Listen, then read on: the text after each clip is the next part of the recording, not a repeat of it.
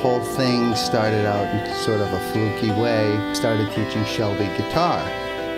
And at the same time, we'd see Caitlin having her violin lesson, and Shelby and I sort of used to giggle because she was working so hard and we were just having fun.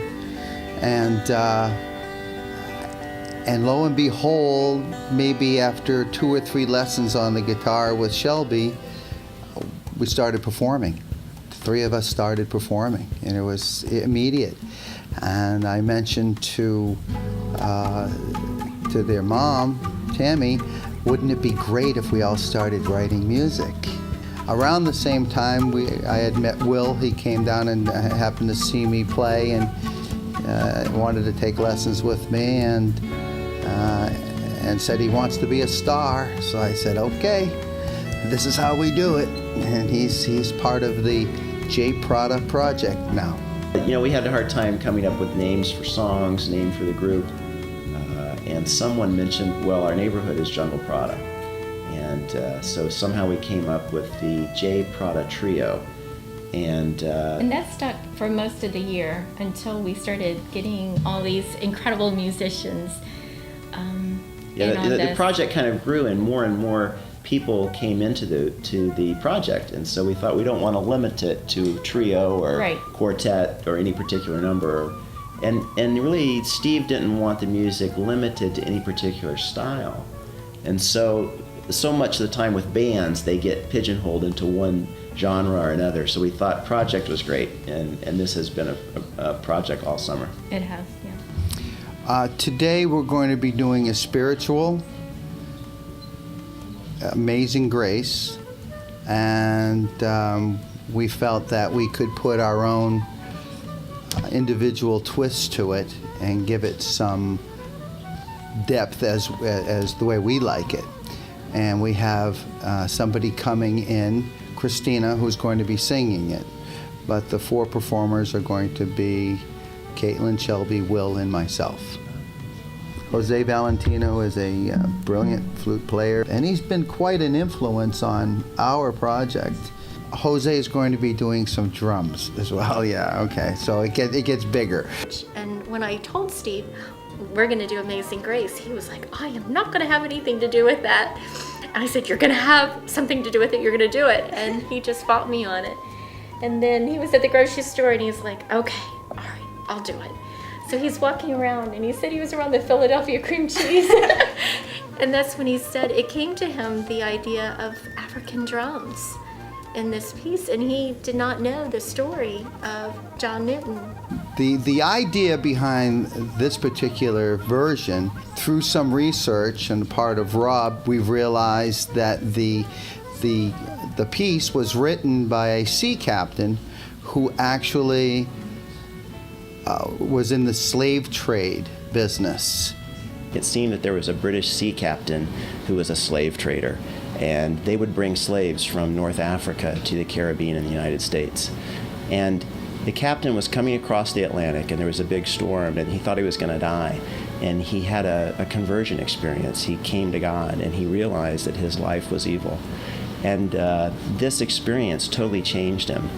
And so he wrote the song about his own life, Amazing Grace, how sweet the sound that saved a wretch like me. And so I heard that story, and it just touched my heart.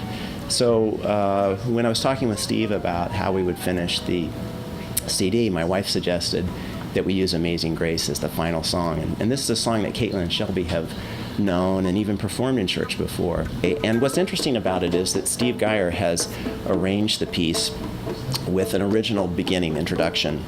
And what's special about it is it comes in with drums. So my thought was that we do a big opening and have, during a small interlude, drums as they would have been performed from Africa throughout the islands before the slaves got to America. We'll get to see a bunch of musicians and writers together collaborating. My job really is to to move people from each process, from each stage, each phase to the next. Amazing Grace, you all know it. And I think Steve Geyer is going to do something really beautiful here today. What you'll see is everyone together, in the booth, recording, maybe sitting in a group, practicing, talking about what they're going to do. You'll see me working as an engineer, putting this whole thing together. John Kelly is a very talented person. He can play really good on the guitar, and I think that his recording studio is really comfortable, and you can just feel relaxed. He's just very real and down to earth, and he makes you feel very comfortable, and the recording studio is amazing.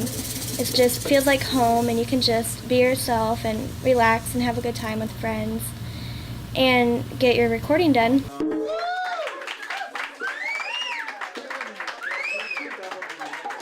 I'm very excited about this tune, Amazing Grace. It's one of the most, beautiful songs.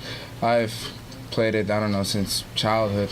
I've always sang it, and, I've always, I just love the melody. I mean, it's probably the greatest hymn of all time. And I'm very fortunate for them to, ask me to take part and contribute, my elements into it, and I just think it's amazing because it's like a fusion of, different rhythms and different instruments, and it's basically how I feel. This song represents how the amazing grace that God has not only for one people but all people, and it's reflected through this music. Well, it all started at Miss Tammy's birthday party, and I guess Miss Tammy and Dr. Enke liked the way I sang.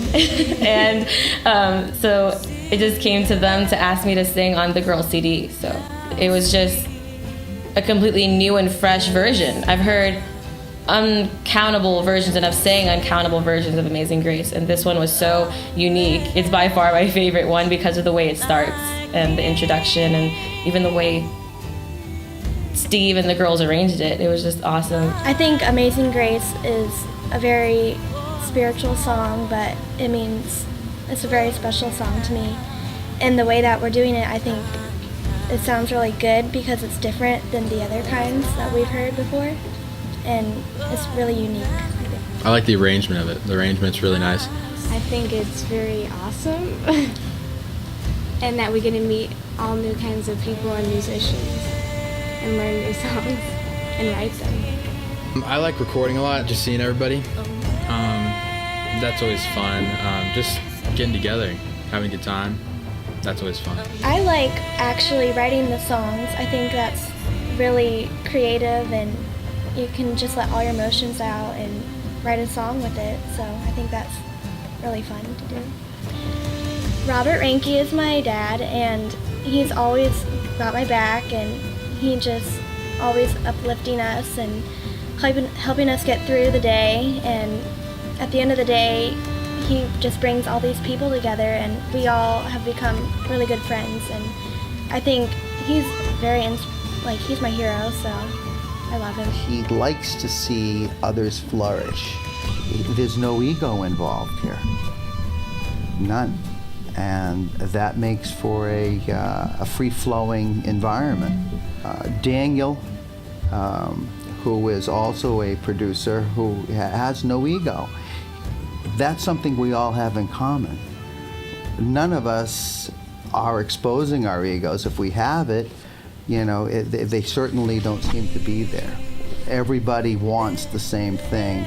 We all want quality projects as well as a quality life. This music is not to, show everybody, hey, look what we can do, because the talent is there, but it's just so everybody else can see, and take part of the magic and just the creativity and just the wonderfulness that this piece has. This summer has been such a great summer for our family. We jokingly have called it the summer of love. And we've met so many great musicians, professional musicians, singer-songwriters writing original music that's touched our hearts. And it's been a wonderful chance for my girls to see their example, not only musically, but how they live their lives. And so Steve Geyer and John Kelly and Jose Valentino have been wonderful role models for my children, and I can't thank them enough for that.